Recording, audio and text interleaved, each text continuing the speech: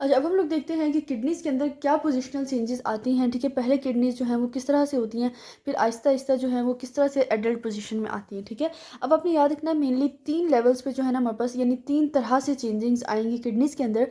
होता पहले यूँ है कि जो हमारे पास, अगर हम पोजीशन की बात करें, तो किडनीज़ जो है ना पहले हमारे पास डेवलप होती हैं पेल्विस के रीजन में, ठीक है। आपको याद होगा कि हमने जो मेटानेफ्रिक किडनीज़ की बात की थी, वो कहाँ पे बनी थी? क्लोज़ टू द क्लोआका बनी थी ना, मतलब कि वो क्लोआका ने आगे जाके वही पेल्विक रीजन वाली चीज़ें बनानी होती हैं। तो यानी कि किडनीज़ जो हैं पहले वो पेल्विस के रीजन में बनती हैं, ठीक है, बाद में वो एडल्ट पोजीशन में आती हैं। कैसे आती है वो हम बाद में देखते हैं, ठीक है।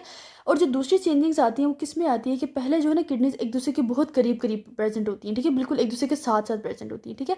एडल्ट पोजीशन में तो ऐसा नहीं होता, ठीक है, दोनों के दरमियान थोड़ा बहुत डिस्टेंस मतलब एक्ज़िस्ट करता है, ठीक है। हमारे पास बीच में इंफीरियर वेना केवा भी आ जाता है, ठीक है, एओर्टा भी उन दोनों के दरमियान में आ जाता है। इसके अलावा रीनल आर्टरी एंड वेन्स जो हैं वो भी उनके दरमियान में प्रेज़ेंट होती हैं। तो मतलब एक एडल्ट पोजीशन की बात की जाए किडनी की, तो उन दोनों के दरमियान डिस्टेंस होता है, ठीक है।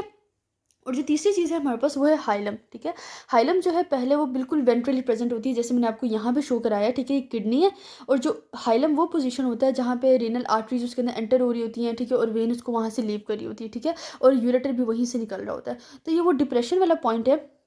पहले ये हमारे पास एंटीरियरली प्रेजेंट होता है, बाद में जो है ये एडल्ट पोजीशन में आता है। अब हम लोग बात करते हैं कि ये तीनों चीज़ें एडल्ट पोजीशन में आती कैसे हैं, ठीक है। आती कुछ यूँ है कि जब एम्ब्रियो की बॉडी ग्रो करती है तेज़ी से, ठीक है, उसके एब्डोमेन और जो पेल्विस का रीजन है जब वो ग्रो करता है, तब जाके जो है ये तीनों चीज़ें जो हैं, मतलब किडनीज़ के अंदर जो ये 3 चीज़ें हैं दोबारा अपनी क्या अपनी कौन-सी पोजीशन में आ जाती है? एडल्ट पोजीशन में आ जाती हैं, ठीक है। अब क्या होती है ग्रोथ ऑफ एम्ब्रियोज़ बॉडी, मैंने यहाँ पे लिखा है कि जब एम्ब्रियो की बॉडी की ग्रोथ होती है, पर्टिकुलरली आपने बात करनी है उस पोर्शन की जो कि caudal to the kidneys present है, ठीक है। जो किडनी से आगे वाला पोर्शन है उसकी जब ज़्यादा तेज़ी से ग्रोथ होती है तो क्या होता है, ऐसे लगता है जैसे किडनीज जो है वो ऊपर की तरफ असेंड करने लग गई हैं, ठीक है।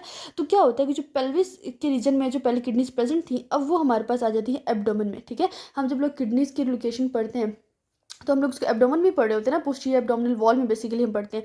तो अब किडनीज़ की पोजीशन कहाँ हो गई अपने, वो एडल्ट पोजीशन में आ गई है, यानी कि पेल्विस से वो आ गई है एब्डोमेन में, ठीक है। और साथ ही साथ क्या होता है कि जैसे-जैसे वो किडनीज़ ऊपर की तरफ असेंड कर रही होती हैं, तो वो एक-दूसरे से दूर भी होती जाती हैं, ठीक है।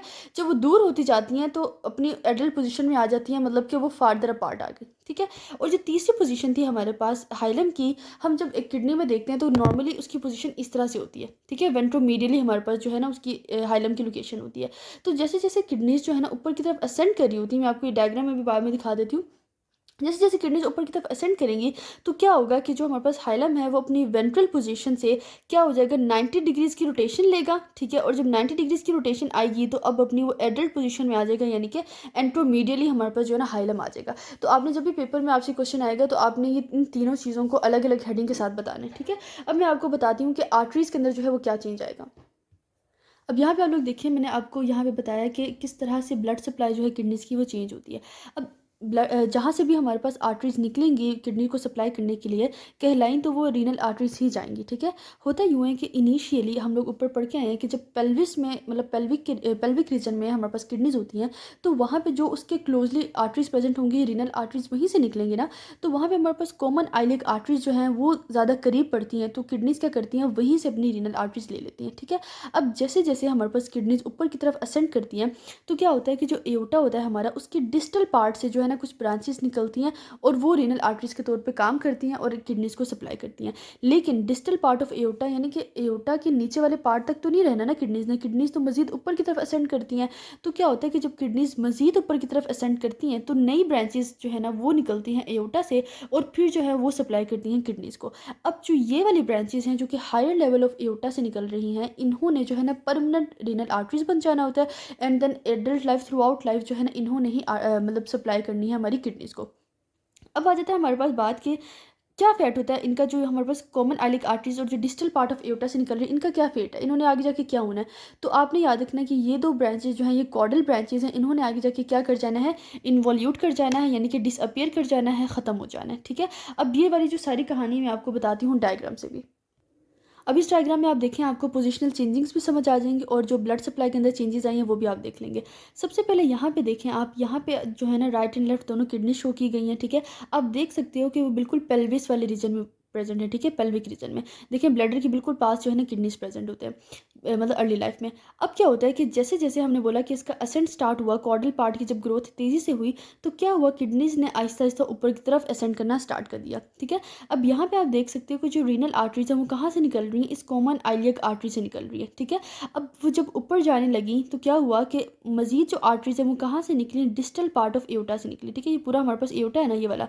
ठीक है, अब उसके डिस्टल पार्ट से दो हमारे पास आर्टरीज निकली, रीनल आर्टरीज, और जो ये कॉमन आइलियक से निकल रही थी वो वाली अब क्या होगी, इन्वॉल्यूट होगी, डीजेनरेट होगी। ठीक है, अब उनको नई ब्लड सप्लाई मिल गई from the distal part of aorta से। ठीक है, अब आप किडनी की पोजीशन चेक करो, पहले यहाँ पे थी, ठीक है, फिर असेंड करके ऊपर आ गई और फिर ऊपर आ गई। ठीक है, अब यहाँ पे आप एक और ये भी चीज़ नोटिस करो कि जो हमारे पास किडनी थी वो बिल्कुल स्टार्टिंग में जब थी तो एक दूसरे के क्लोज क्लोज थी। ठीक है, क्लोज क्लोज, जब ऊपर चली गई तो क्या हुआ, एक दूसरे से सेपरेट हो गई। ठीक है, थोड़ा फार्दर पार्ट हो गई, मजीद ऊपर गई तो मजीद एक दूसरे से दूर चली गई। अब क्या होगा कि जब हमारे पास किडनीज मजीद ऊपर की तरफ असेंड कर जाएंगी तो उनको मजीद नई आर्टरीज जो है वो कहाँ से मिल जाएंगी, हायर पार्ट्स ऑफ एओटा से। ठीक है, अब यहाँ पे आप देख सकते हो कि जो हमारे पास डिस्टल पार्ट ऑफ एओटा से निकल रही थी और जो कॉमन आइलिक आर्टरी से निकल रही थी, ये दोनों तरह की जो आर्टरीज हैं वो डीजेनरेट हो गई हैं। अब जो नई आर्टरीज निकली हैं वो हायर पार्ट्स ऑफ एओटा से निकली हैं, जो कि परमानेंट रीनल आर्टरीज बनाएंगी। ठीक है, अब आप यहाँ पे ये भी चीज़ याद रखो कि कौन सी चीज़ है जो कि किडनीज़ के असेंट को रोकती हैं, तो वो आपने याद रखना है कि सुप्रा रीनल ग्लैंड जो है ना वो किडनीज़ के मजीद असेंट को रोकती हैं।